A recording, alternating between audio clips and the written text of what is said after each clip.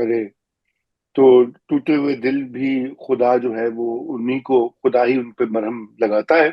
तो लेकिन बुखारी साहब, ये बताइए कि क्या आप क्या समझते हैं? ये बड़ी अब स्पेकुलेशन हो रही है, मुझे नहीं पता क्योंकि ऑनेस्टली मेरे पास तो कोई मालूमात नहीं है।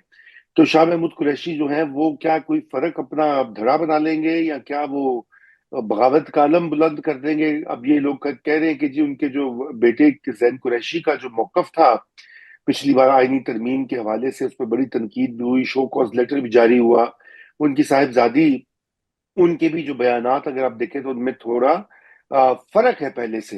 पहले बड़ी वो तुंदो तेज किस्म की बातें करती थी, इस वक्त वो जरा सा लग रहा है कि मामला फर्क है। आपकी क्या इसके ऊपर जी बिल्कुल। मालूमात है? उसमें उसमें जो हमारी मालूमात हैं कि बददिली का शिकार है मखदूम फैमिली। और बददिली की वजह जो है अपनी पार्टी लीडरशिप है। और फिर जिस तरीके से ट्रोल किया गया जैन कुरैशी को भी और उनकी हमशीरा को भी, फिर कुरैशी साहब के हवाले से भी डाउट क्रिएट किए गए। यहाँ तक अपने लोग कहते रहे इनके कि जनाब कुरैशी साहब जो हैं वो उनको बचाने के लिए जैन ने कर लिया था कि ओके अगर बंदे पूरे ना हुए। और ये उस दिन पार्लियामेंट हाउस में मौजूद थे। ये सारी बातें सोशल मीडिया पे कुरैशी साहब को टारगेट करके की गई और पीटीआई के लोगों की या पीटीआई के वो भी ब्लॉगर जो पीटीआई के हमदर्द समझे जाते हैं वो कहते रहे। यकीनन कुरैशी साहब के लिए बददिली का बायस है, क्योंकि आप कुरैशी साहब तो पीटीआई में आए थे एक जिसे पंजाबी में कहते हैं परया मेला छड़ के। He was the foreign minister जब उन्होंने रिजाइन किया था। और वो एक अलग दास्तान है कि आप और मेरे इल्म में है वो रिजाइन क्यों किया था। जनरल पाशा साहब ने खूबसूरत गुफ्तगू करके इन्हें यकीन दिला दिया था कि जनाब आप तो ये छोड़ें कि पीपल्स पार्टी तो चंद दिन की मेहमान है और अगला प्राइम मिनिस्टर आप नहीं होना, एक सेटअप आएगा जिसमें आप प्राइम मिनिस्टर होंगे। नेशनल सेटअप होगा बड़े पैमाने का।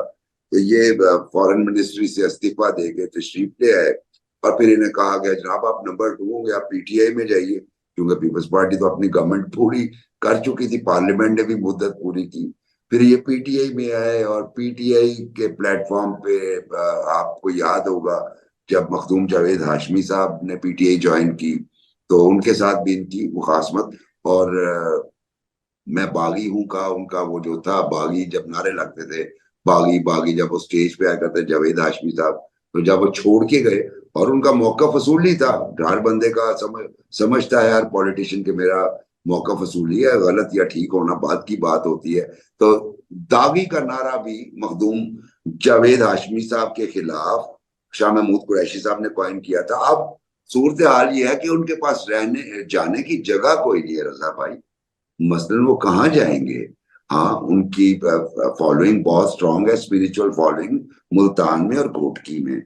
एक दो सीट्स लेने की पोजीशन में वो हमेशा रहते हैं। जिसके पास लाख सवा लाख 1.5 लाख मुरीद हो तो वो अच्छी पोजीशन में होता है, लेकिन सिर्फ एक दो सीटों के लिए। पार्टी की बात करें तो अब फिर दोबारा उन्हें शायद किस्मत आजमाई करनी पड़े किसी और जगह पे, या फिर जो वो आजकल नई गुफ्तगू चल रही है कि एक और नई पार्टी मार्जे वजूद में आ रही है, हो सकता है उसमें चांस लें।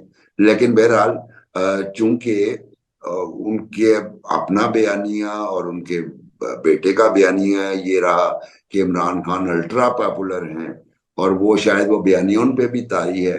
अब वो सोच रहे हैं कि भाई जैसे तैसे भी है इसी पार्टी में वक्त गुजारे और उसके बाद कभी कोई इलेक्शन हो और उसके बाद हम कोई अपने मसल शो करने की पोजीशन में हो तो फिर देखेंगे कि आगे क्या होता है। लेकिन बहरहाल मखदूम साहब से मुझे हमदर्दी है। बहर जेल में वो रहे हैं, उन्होंने और उनके बच्चों ने सफर किया है। उन्होंने पे भी किया है अपने एफिलिएशन का। उनके साथ कम से कम पीटीआई के लोगों को ये सलूक नहीं करना चाहिए। बात बिल्कुल दुरुस्त है आपकी, और आई होप कि ये या तो पीटीआई खुद उसको देखे, या कुरैशी साहब को जो है वो उस तरह का मकाम दिया जाए जो कि डिजर्व वो करते हैं। आखिर वो सेकंड सीनियर मोस्ट रहनुमा है इमरान खान के बाद। बहरहाल मैं ये भी जिक्र कर दूं कि मुझे कल बहुत ज्यादा सोशल मीडिया पे फीडबैक मिल रहा था बुखारी साहब, मैंने कहा आपसे भी पूछूं। मुझे कामरान शफी साहब कल ट्वीट्स करके वो टैग करके कह रहे थे कि तुम जो है इमरान खान को सियासी कैदी क्यों कह रहे हो।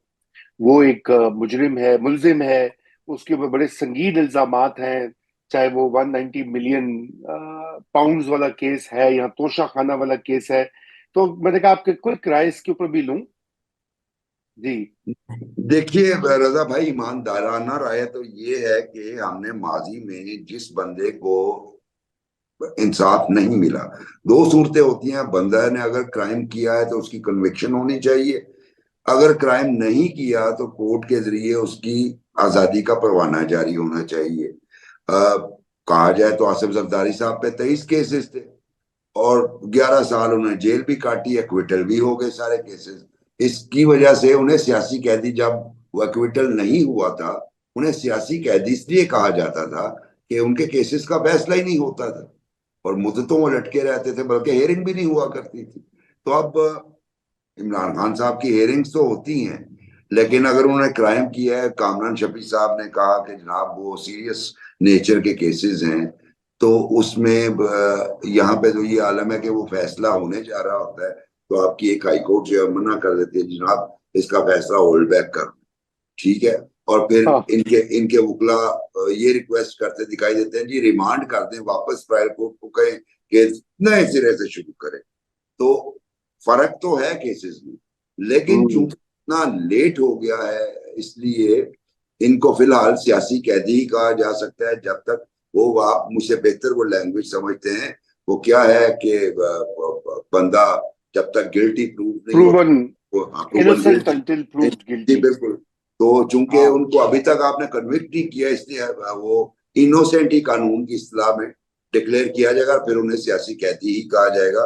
कामरान शफी साहब का अपना मुतमय नजर है, लेकिन पाकिस्तान में चूंकि पॉलिटिकल लीडरशिप के साथ ये होता रहता है, इसलिए हमने एक वो टर्मिनोलॉजी को हमने वास कर दिया। अब जो भी सियासी लीडर, उसने जो भी किया वो अंदर जाएगा, एंड पे वो क्लेम करेगा मैं सियासी कैदी हूँ, मुझे हाँ इंतकाम जी। की भेंट चढ़ाया जा रहा है।